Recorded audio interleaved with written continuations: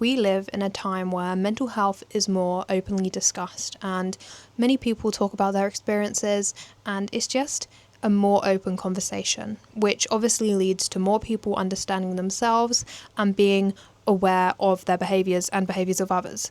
We have this mental health literacy where we are able to recognise different conditions on a way that you nowhere near able to do 100 years ago. Mental health would have been seen completely differently to how we see it today. One thing that has really interested me relating to mental health is the diagnosis aspect of it, where we are labelling and categorising different conditions. And the thing I want to talk about today is self-diagnosis bad? So let's just get into it. Just found out my mic's on 10% and I'm planning to yap, as well as the fact my fan is blowing, so I'm really praying you cannot hear it. I quite like the white noise of it, but anyway. So today I'm talking about self-diagnosis and if it's actually bad to do. I think the first time I kind of thought about it was back in 2020 when we were all in lockdown and many people were obviously going through mental health struggles because we were stuck inside. And there's actually a stress diaphysis model which basically describes that you can have a predisposition for a condition, which is like the genes to get a condition, but if you don't experience anything triggering that condition, you won't ever have any issues with it. So you could go your whole life with the genes to have OCD, but unless you experience a triggering event, you're not going to have any issues with it. That is the diaphysis stress model. Obviously in lockdown, many people, that's a triggering event to their mental health conditions. Being stuck inside, there's a big, literally world-changing event. So many people were experiencing mental health that they've not ever had before. New things that literally shocked them. Like they didn't really know what was going on, which led to many people, seeking out advice on TikTok, Instagram, Googling stuff. I have done some research, so I'm going to probably talk about that when I've got more battery on my mic, and you'll be able to listen to that as well. But there's a lot of research papers on COVID and self-diagnosis. I feel like also at the time in COVID, we kind of had to do a self-regulation as well because, if you felt like you had a cold, you had to go through your symptoms and be like, do I have COVID? And you had to test yourself. And basically it became a very self-led process of figuring out whether you have COVID. And obviously that was purely because we couldn't have human contact. So I feel like that kind of self-regulation led to people, obviously you're at home, you're struggling with your mental health, you're going to have a Google, you're going to have a research, and you will want to try and help yourself. A lot of people go through the self-diagnosis process in an aim to try and get help for themselves, and to understand what's going on. I feel like especially because we live in a time where we are more open, information is so much more accessible for us to be able to understand ourselves better. I will discuss later on why sometimes being too aware could be an issue. First, I'm just going to talk about the question I've proposed today, which is self-diagnosis bad?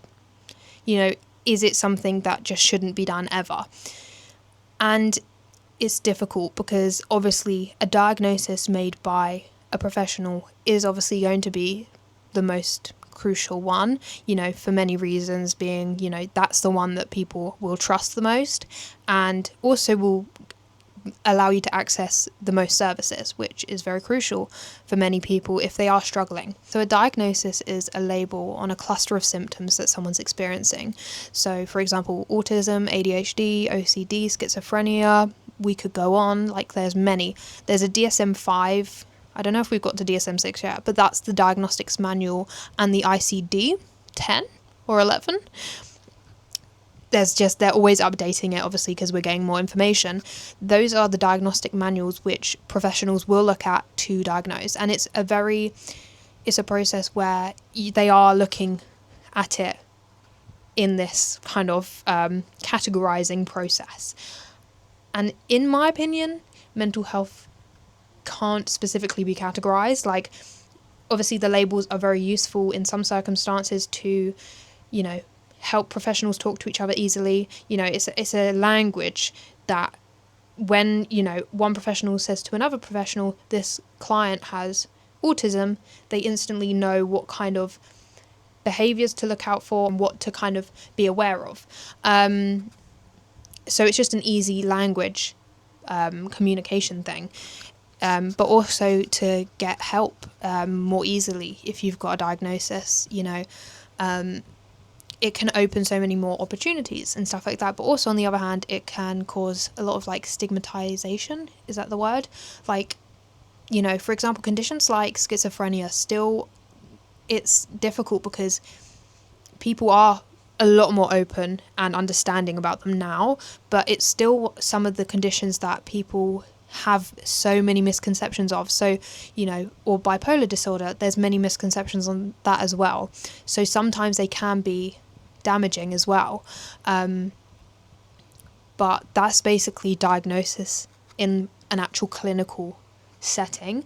You know, they have many pros and cons. When it comes to self-diagnosis, I do believe, in a way, when you come into the process of being diagnosed, for many people, it had to come from this belief and internal process originally where you had to self-diagnose and you had to break down your behaviours and what you were experiencing. That is, you had to do some sort of self-diagnosis process to kind of come to the conclusion that you needed to go get assessed. Now, some people will be kind of told by others, they're told, you know, they do believe that they had something. So that would obviously be a more of like a second party person telling them, you know, that's also a scenario. But there are going to be many times when someone believes themselves that they have something, leads them to go get clinically diagnosed. But also, I think sometimes for many people, getting a diagnosis isn't accessible. For example, if you want to be diagnosed with something like anxiety and your anxiety is surrounding going to the doctors or just going outside, like agoraphobia, if you don't like leaving your house, that becomes a barrier to actually going to get an actual diagnosis. There are many different barriers, especially like different services have different resources, wait times, like the services can make getting a diagnosis quite inaccessible for many, which is obviously why people will Google and will look up advice on different conditions that they think they have. I mean, one thing I know people always talk about is don't Google any of your symptoms about anything. This is also like health, physical health related, but in a way it still relates to mental health because you don't want to Google something and then kind of go through this kind of spiral of things relating to that thing, and then suddenly you're like, your mind's just exploded with all this new information and it might not even be what you're experiencing, but then you start to deep it, and sometimes the awareness can kind of amplify your experiences with different things. Hopefully that makes sense. I don't think it does. Let me try and talk about that better. I think sometimes when you're more aware of your behaviour, it can amplify them and you can feel like you're experiencing it a lot more than you are because you're so aware of them that you're going to notice it a lot more, and that could lead to more stress and more anxiety around it. I'm just going to quickly discuss my own experience. So this time last year I went through the process of being diagnosed with autism. I only managed to get to the point where I did the questionnaire which they give you. So I went to see my GP, she referred me, I did the questionnaire, and then after that they sent me a letter saying that they weren't going to take it any further. That was a whole time for me because mental health was at an all-time low. It was just a lot of change in my life. I'd finished sixth form and just a lot of change that basically made a lot of the things I struggle with a lot worse. So right now I'm doing great, but I'm still technically like dealing with the things that I was dealing with last year. But last year I was not in the right mindset and headspace to be dealing with it. Does that make sense? So obviously I tried to go through the process to be diagnosed and got shut down. They said they weren't going to take it any further. And at the time when I received that letter, I was so bewildered. Hi everyone. So I got a letter back about my autism referral diagnosis thing, and they said that they won't need to be doing an assessment. I'm okay. It's just I wanted to have clarity. I wanted to have an understanding of myself and my brain, because I feel like no matter what they say, I know that there's something a bit different about my brain. It's just, it really hit me because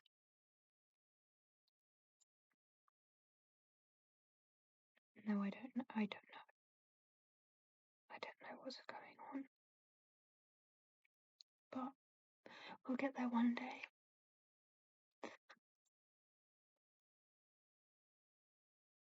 I don't want to get upset about it because I know what I know. It's just difficult that it's just been so clear cut, like, no, you're not having this assessment.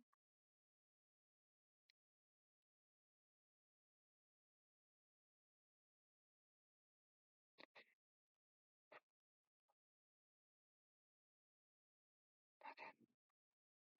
I was like, what the hell am I experiencing then? And it kind of made me feel completely disconnected from myself for a moment. Like, I just thought, throughout the months of me going through the process of being diagnosed, throughout those months of going to see my GP and then doing the questionnaire and then waiting, I had slowly developed this acceptance and this knowledge, this new knowledge about myself. But then to suddenly have that flipped completely, where they were like, we're not going to take this any further, that was very, very hard to deal with. And now I'm now in a place where I still believe I probably have autism, but I don't feel this desire to have the diagnosis, which I feel I'm quite privileged in that sense, because many people do need diagnoses for things like educational healthcare plans and, you know, benefits and stuff like that to help their living. I just purely wanted it to understand myself better, but I'm now at a place where I'm like, I think I can still just live on.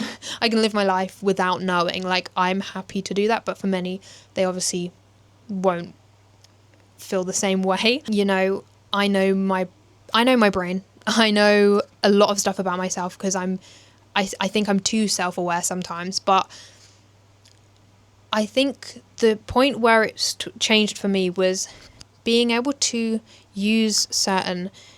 So what I was really worried about, actually, when I first kind of thought maybe I had autism, was using language that was specifically related to it. I felt like I couldn't. I felt like it wasn't right that I did. You know, many people on TikTok get angry if you say things like hyperfixation or hyperfocus, because they're like, if you don't have it, you can't say it. But then I had to kind of think, that is something I'm experiencing. Like, I know I get hyperfixated on things. Like, I know that's my experience. And it's just it's just a word used to describe that, you know. I know that is my experience with it. And I had to basically just, like, if I see people being mad at other people about doing something, I will simply not want to have people mad at me. So I will correct myself. But the second I just started to accept my behaviours that maybe aren't of the norm, I don't know, because I feel like many people, maybe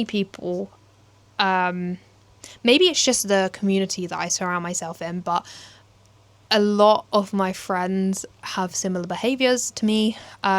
Just many people I see online, I just see neurodiversity everywhere, I'll be honest. I just see it everywhere, and that's what kind of allowed me to accept it. I'll be like, I can see it in so many people, that it's okay right now if I don't have a diagnosis. One thing my GP did say to me that was so good, and I thank her, because I've just thought about it all the time. After my first, when I first spoke to her, and I was getting referred, she said, go home, do some research, and find things that help people with autism, and use that to see if it helps you.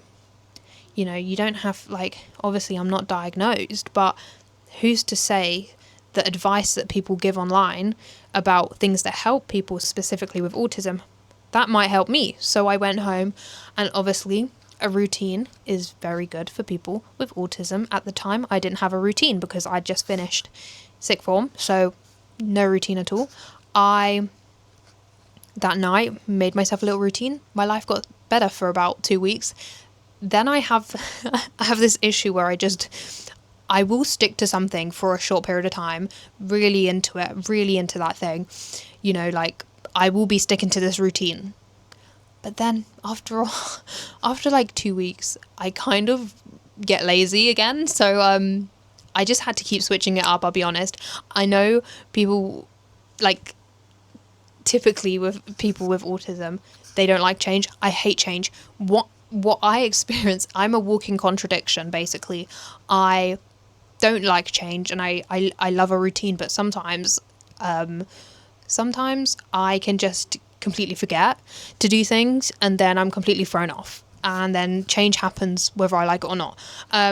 So yeah, that was the bit of advice that she gave, and I was just like, I can get behind that. I will do some research, find things that help other people with autism, and even though I don't have the diagnosis, it could help me. There are many pieces of advice which might be specifically aimed at people, certain groups of people.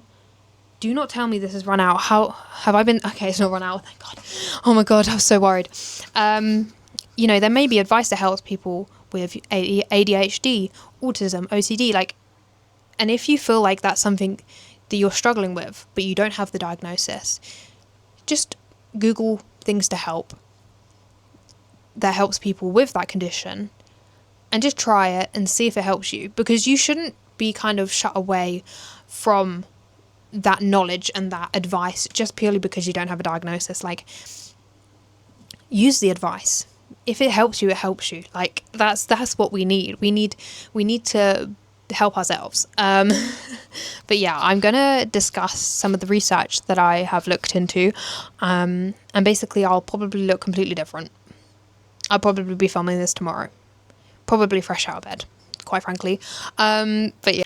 Hello everyone, it is the next day, and I wanted to talk about some of the research I've looked at. I've got 3 research papers here that I'll mention briefly. But also this morning, I kind of thought to myself, yes, I've looked at these academic articles on self-diagnosis, but maybe I should go on TikTok and just see if I can find any of the types of videos that I saw back in 2020 where people would basically just be shaming people for self-diagnosing. So I literally just searched up self-diagnosing, and the amount of videos that just seemed very harmful. Now, it's not coming from a place, the people posting them are people who are diagnosed and talking about people who are self-diagnosing, and they're not doing it I don't imagine they're doing it to be mean, shameful, but it just comes across feeling it wasn't a pleasant experience actually looking through, because it was just a lot of dismissing people's experiences purely because they haven't got the diagnosis. And see, there are many arguments where people are saying that, there are many people who will choose a new mental health condition every week or something like that. And obviously that would be frustrating if you are someone who is struggling who's got a diagnosis. I can imagine that being a very annoying thing to see someone do. Constantly saying they have a mental health condition without a diagnosis, and typically, you know, they would present behaviours that are very stereotypical, you know, thinking that they have something and basically like doubling down on the behaviour that it would be harmful for them to be basically saying they have something. Obviously, like, that is quite harmful if you are saying you've got something and only because you're doing the most stereotypical thing for a person with that condition to do. I still believe if someone is, you know, in what these people on TikTok are saying, changing their mental health condition every week, that's what people are saying on TikTok, on some of their TikTok videos, I still believe that person is struggling and has a mental health condition of some sort. Maybe it's not the ones that they are discussing, and I think it's the way they do it more publicly. It feels more like they are seeking attention in that sense. Obviously, many people go about this in a more of like an internal process where, you know, most likely it's only going to be you knowing that you're going through this, or family or friends, and that's like a personal process that you're going through. I think the people on TikTok who are being annoyed at people self-diagnosing, I'm assuming the people on TikTok who have experienced people doing that, self-diagnosing, have experienced it in a way that felt disrespectful to them. So obviously the concept around self-diagnosing is very sensitive, and what I'm trying to discuss in this video is self-diagnosing is probably the start of a process of being diagnosed. And obviously, as I've said, diagnoses aren't accessible to everyone, but I think it's the way you go about discussing it. If you do believe you have something, I think there's a difference between the people who know and will research and take their time and be considerate compared to people who are doing it in a harmful and disrespectful way. It kind of felt a little bit toxic, that environment on TikTok. When I was scrolling through, I was like, not a big fan of looking at all these videos, to be honest, but I think it's just you have to be mindful not to invalidate someone's experiences just purely because they haven't been diagnosed yet, because it's somewhat a privilege to have that diagnosis. Obviously, there are pros and cons to having it, but to have been able to go through the process and have it, for some, it's not as easy as that. So I think the conversation needs to be more accepting in a way. I will say that mental health conditions should not be used as an excuse for behaviour, in my opinion. I feel like, yes, it will change your behaviour and impact your behaviour and actions. That's going to happen. But it shouldn't be the prime excuse towards, like, explaining something. For example, if you're treating your friends badly, I don't think it's fully acceptable just to say, I've got this mental health condition, that is the reason why, and you have to accept that. Your friends are still valid for being annoyed at you if you are treating them badly. You shouldn't expect that mental health condition to be an excuse for something. I think that's quite important. I'm just going to move locations. Okay, I'm at my desk now, so new location. But I'm just going to quickly discuss some of the research that I've done. I'm going to basically just talk about the conclusions that some of the papers have found. The title of this study is I Haven't Been Diagnosed, But I Should Be. Insight into Self-Diagnosis of Common Mental Health Disorders, Cross-Sectional Study. Particularly looking at social media and how that's become a tool into self-diagnosing and whether it is accurate and valid. And what they basically said in the conclusion of their research was that the process of believing that you have a mental health condition has the same psychopathology as someone who has been diagnosed. So if you believe that you should be diagnosed, you're experiencing a similar like brain path thought process as someone who's already been diagnosed. They're basically saying that more trust should be put on self-reports of your own mental health and your own experiences with it, and that clinical settings should basically take your self-reports more seriously, trusting that what you're saying is true. Basically, what I took from this one was that self-diagnosing is the stepping stone to understanding yourself more, and not everyone's going to want to be diagnosed fully clinically. You know, they might not want to go through that process, or they might not be able to go through that process. And I think it just needs to be seen as like a separate thing, in a way where it's like, obviously believing in yourself that you have a mental health condition. If you feel that way, there's obviously a reason behind it and some truth in that. And obviously, like, many of us won't have the knowledge to be able to exactly pinpoint every single sign that we have. But it really is just the stepping stone into gaining help. And I think that's really important. Being able to be in a time where we can recognise different mental health conditions more easily is so good, because, you know, people are getting more help. I think that's why we shouldn't see someone self-diagnosing as something inherently bad, like instantly shutting them down about it and shaming them, because it's really not going to help at all, and it's not going to change anything, because that person's still going to be on that road of self-discovery. And I think a main thing I am thinking is that I keep saying self-diagnosis, and what I'm truly feeling when I'm saying that is just the person's process of being able to self-report their behaviours and being able to be aware of the fact that they are struggling in some ways, or that maybe they are noticing that the behaviour is aligning more with, you know, a mental health condition. And I feel like you're allowed to have that space to discover that and explore it. You shouldn't feel ashamed to do so. And I feel like a lot of people online basically saying that it's a bad thing to do. That's the kind of vibe I got from the TikTok section that I got to, was that it's a really bad thing to do, and that it basically was putting people down. I think it's also important to note that many mental health conditions, they have the things that people are more likely to know. Obviously, I spoke about us having a mental health literacy. Like, in this society, we are more aware of mental health conditions. There will be some stuff that the average person won't know about in conditions. Like, there are many things that don't get shared quite often and aren't as well spoken about, which is kind of like the most difficult parts of mental health.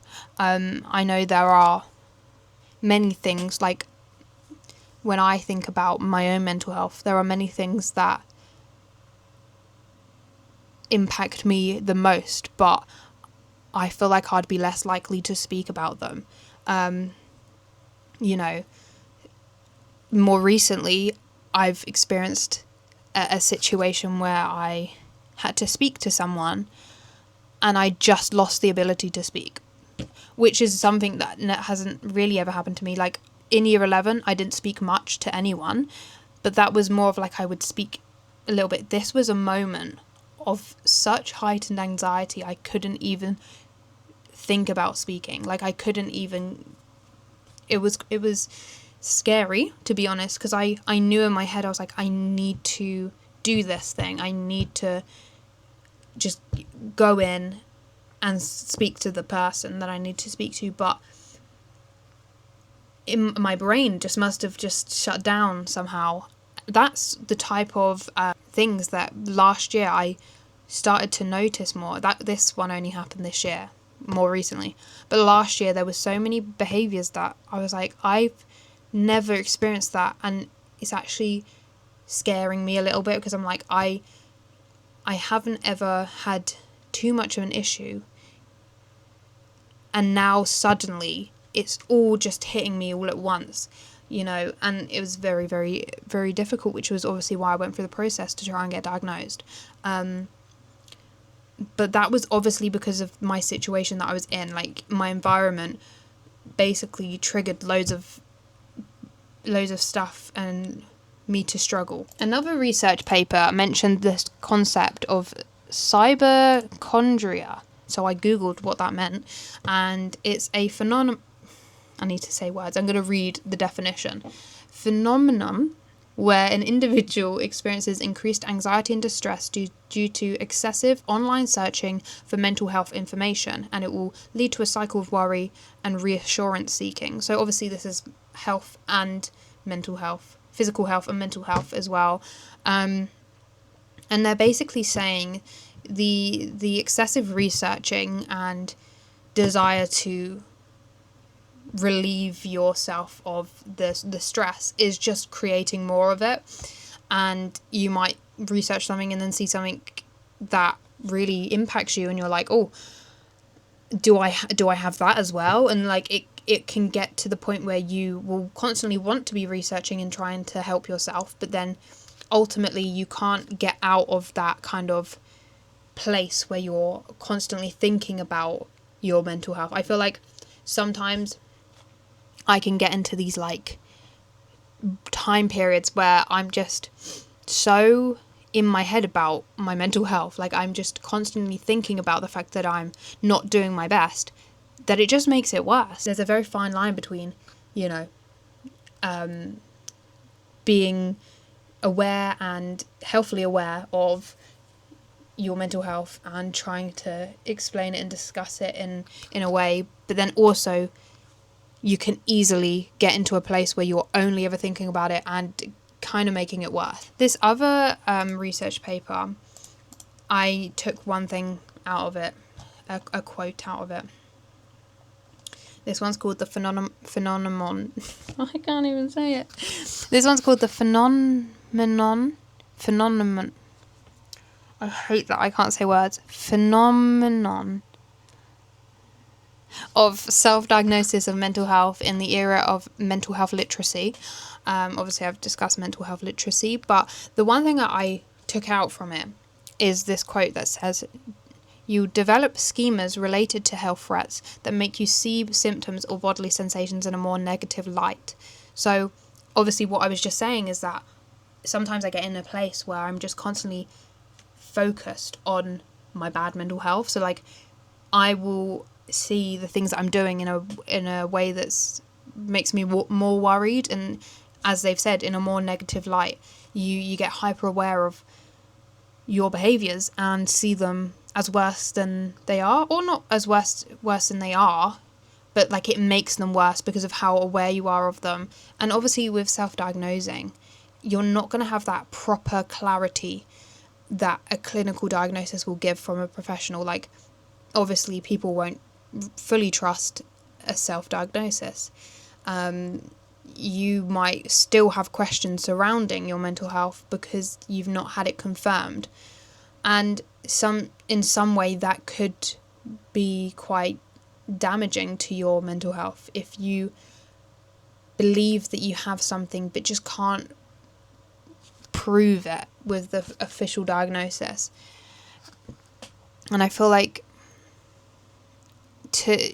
your experiences are so valid to yourself. Like, you need to trust your behaviours and yourself, and you'll know yourself what you are experiencing. But so maybe the kind of process of self-diagnosing could be quite damaging and cause a lot of anxiety and stress because you've not got that official clarity that people believe you need to have. Which is why I've kind of got to this space where I had to just kind of say, I know my behaviours.